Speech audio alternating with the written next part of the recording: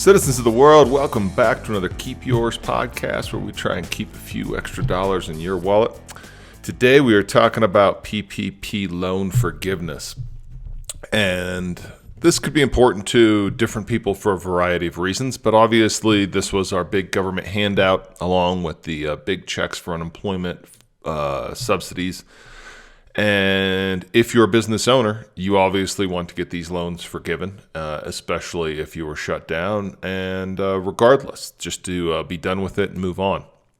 So today we're going to talk about those rules and how they affect us. And we'll start with the Treasury guidance.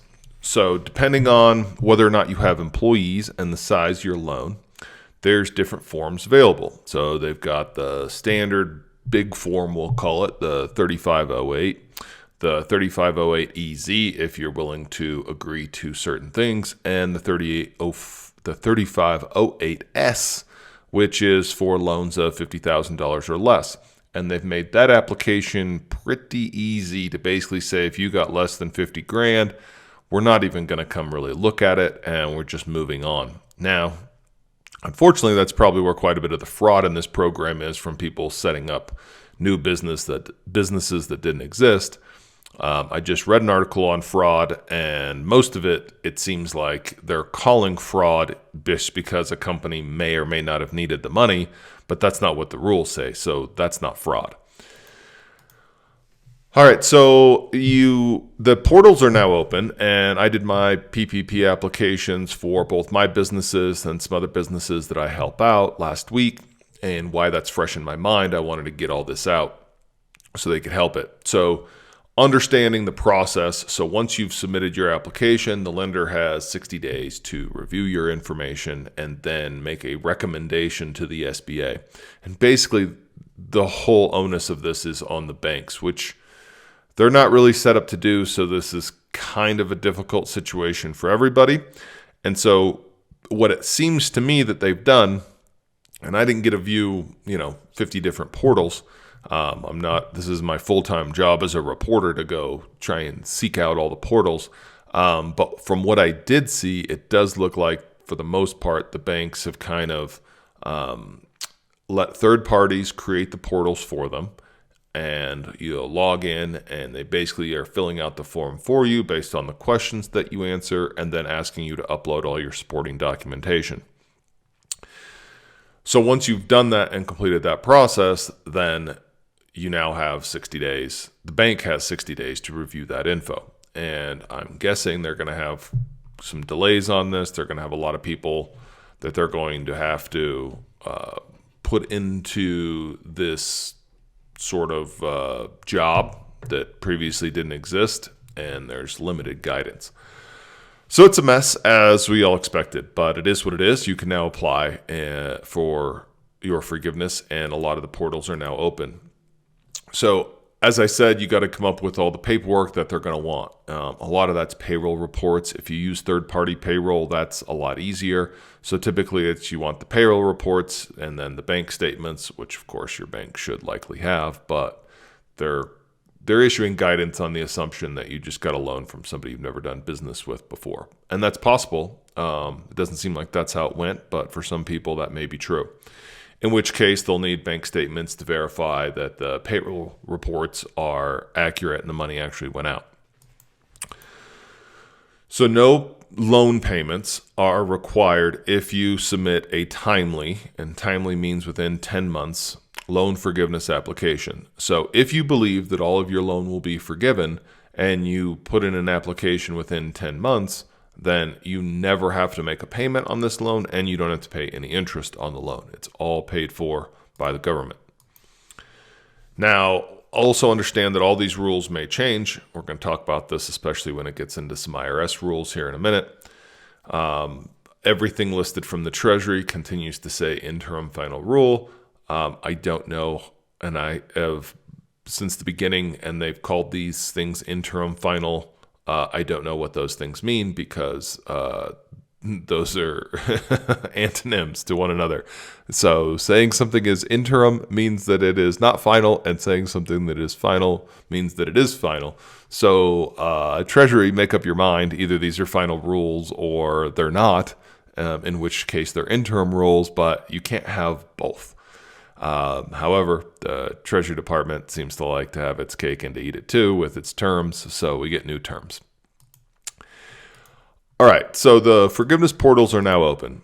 Now, a lot of the reason for business owners to do this is A, get it done and move on, but there's several factors that this is going to play into. So as we get into November, especially December, we get into tax planning season, and we're saying, hey, what are we going to owe in taxes? This matters. Especially if you got a big loan, you may potentially owe a lot more in tax. Now, with the Democrats winning the election for the presidency office, at least, and TBD on, at least at this point, it looks like we're going to have a runoff in Georgia before we get some final numbers on the Senate. But it looks like we're going to have the Senate still controlled by the Republicans, barely. So the question is are tax hikes coming? And when would you like to have your forgiveness and pay taxes on that, now or in the future? Meaning now, 2020 or 2021, potentially. So that's a question. In tax planning, we do the best with the information we have. We don't know what future tax rates will be. So we make the decisions based on what we got. But the basic rules for forgiveness, the only thing that limits your forgiveness of these loans is some potentially non-payroll expenses, even though that's a Treasury limitation. I didn't read that in the actual act. And if you were owning the building, you're limited to interest expense if you're a building owner and you rent to your own company. So, utilities are deductible as well. And of course, they changed the timeline for the money spent. So now you have the option to choose either an 8-week period or a 24-week period from the day you received the loan, which is interesting.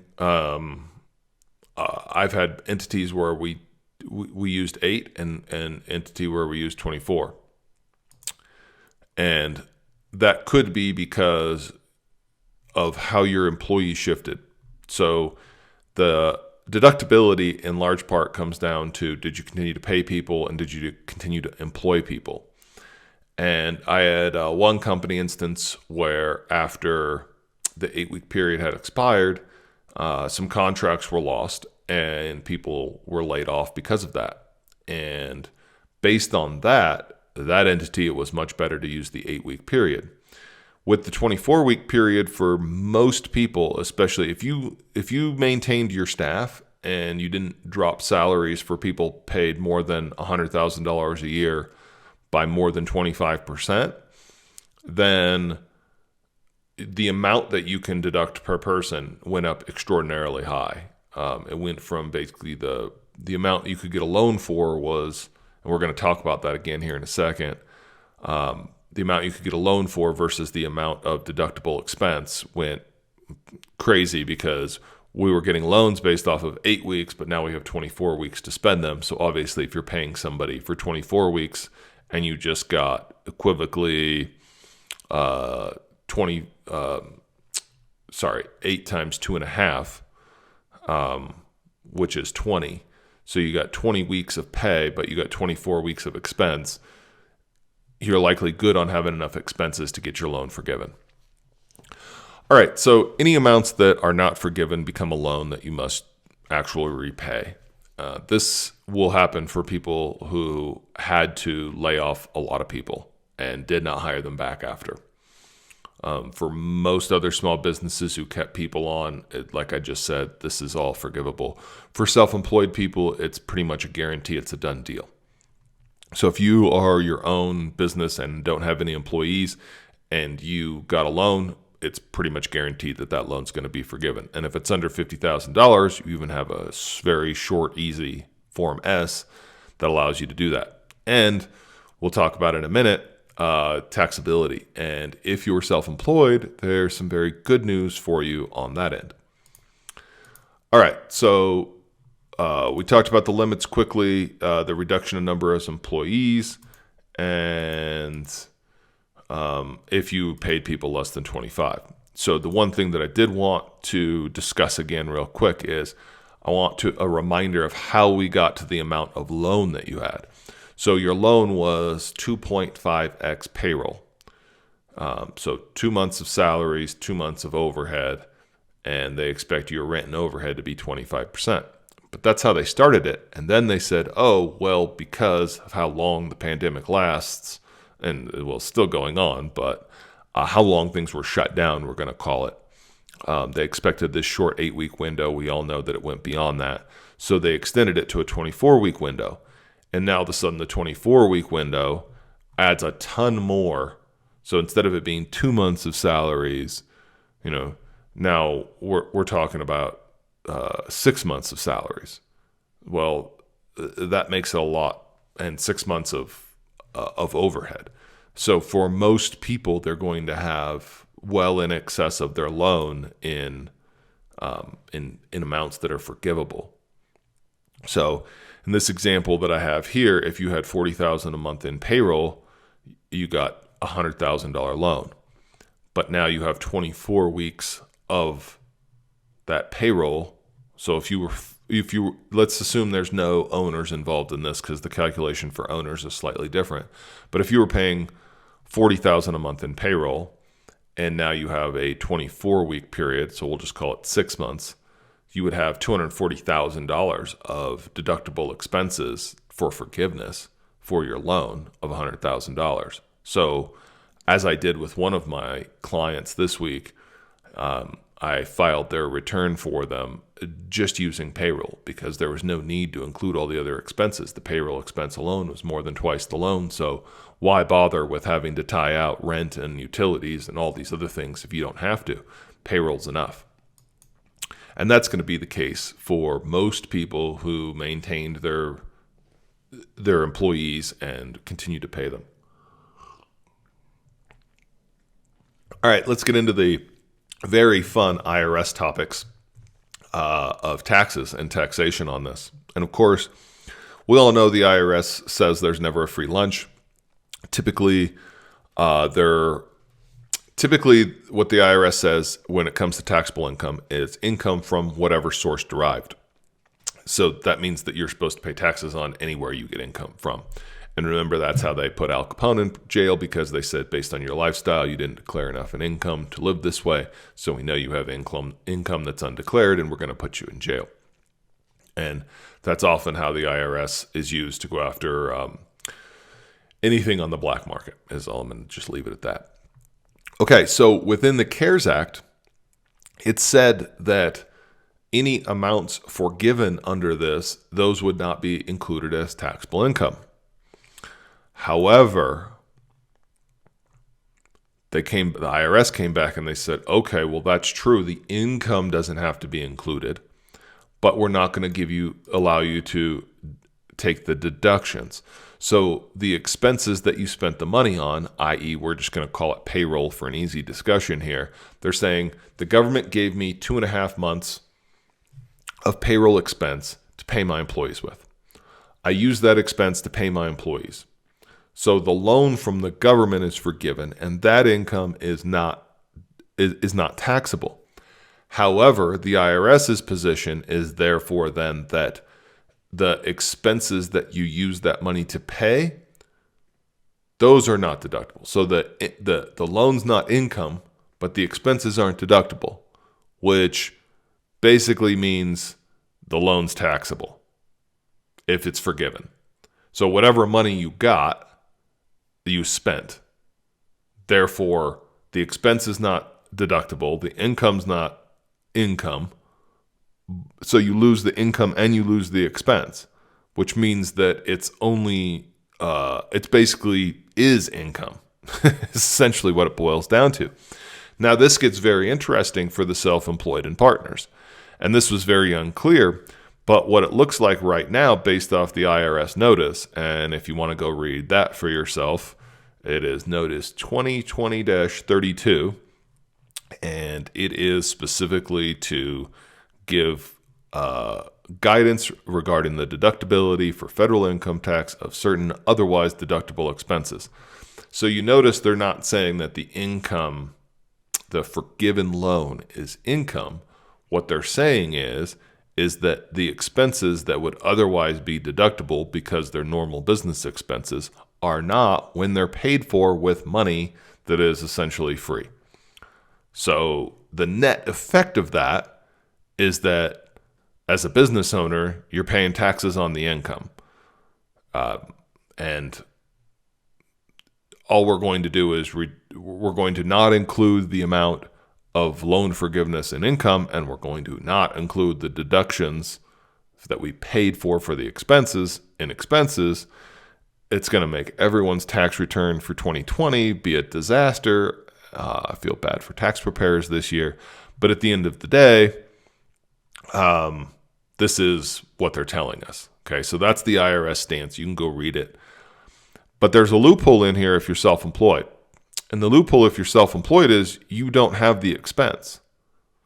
So you got a loan from the government, but you don't have to pay that. Now, if you actually pay yourself on payroll and you're self-employed, then it's a maybe, because did you use it for actual payroll or not? And if your loan's less than $50,000, it gets interesting. So this is a big mess. And for most people, you're going to need to consult your CPA as the AICPA rolls out the rules on this. So I'm here to help you with the application. Excuse me while I itch my eye. I'm here to help you with the application for the PPP forgiveness, the actual taxability of it, and filing your tax returns. This is one of those little tricky, sticky areas. If you're completely self-employed with no payroll, it seems pretty straightforward. You don't have to pay taxes on any of this money. It's free money. If you are a self-employed person who has payroll, i.e. you're probably an S Corp, so that you only pay taxes on part of your payroll income, it's questionable. And I don't have an answer for you. If you're a business owner and you have employees, it's pretty straightforward. The income isn't, it's a right hand, left hand. Like I said, if you want to say the income's not taxable, but I can't take the deductions, it's the same as saying it's taxable income and your deductions are then there. It's whichever way you want to describe it. All right, so this matters a lot for small business owners because you're going to have potentially a nice big tax bill for all of that extra income. So know that. And Congress has talked about changing this, especially the distorted way that it helps if you're self-employed, but doesn't if you're a business owner. The intent, the way they wrote the law, was that the money not be treated as income. However, the loophole that the IRS pointed out was that based off of case law that they have, when money is given to you that is non-taxable but used to pay expenses, you can't deduct the expenses. So Congress tried to write the law the right way, but of course, because they're shoving all this stuff through quickly, they didn't have time to go to the IRS and go, well, what is this decision going to mean for you guys? And what are you guys going to put out as guidance? And then once they put out the guidance, it became a fight, and we all know how polarized our Capitol building has been this year, so we don't expect them to get this fixed, but maybe they will in the lame duck session that's coming. All right, so which form is right for you? So you got three options. If your loan is less than $50K, you're going to go with the 3508S. If your loan is $50K to $2 million and you can certify one of two statements or one of three statements, basically saying you didn't reduce wages, you didn't lay off a ton of employees, i.e. you don't have complicated calculations to determine what's deductible, and your loan is under $2 million, then you can use the EZ form. If you've got complications with laying off employees and questionability about how much you get to deduct on this loan, or the loan is greater than $2 million, then you have to use the full form. And the full form is quite long, got a lot in there. The S form is super simple, and the EZ form is pretty quick as well. So again, you have two options for your PPP loan use, 8 weeks or 24 weeks. Again, I had situations where it made sense to file it with 8 weeks because of loss of employees after that 8 weeks. But for most people, the 24 weeks makes sense, and the calculations become a lot easier because you have massive amounts of expenses that qualify. So most people are going to use the 3508EZ. If you're using the 3508 because your loan was more than $2 million, you're not listening to me. I'm not your guy. And you've got plenty of certified people that you're paying with said $2 million to figure it out. Now, if you had a significant staff reduction in pay or staff reduction not related specifically to COVID-19 shutting you down. So if your circumstance is that you ran a business that, let's say, was still considered, I can't remember the name of the word they used right now, critical business that stays open during the pandemic. If your business was still open and you weren't shut down by the government and you still laid people off, then we got a different story here, and you might have to file the 3508. But for most people who were shut down, they're going to be able to file the EZ. And for all loans under $50,000, you can file the 3508S, in which case they're asking very few questions. So I'm going to go through those forms, at least the first two, 3508S and 3508EZ, and I'm going to have those published as separate podcasts just so you don't have to sit through one that may not be applicable to you.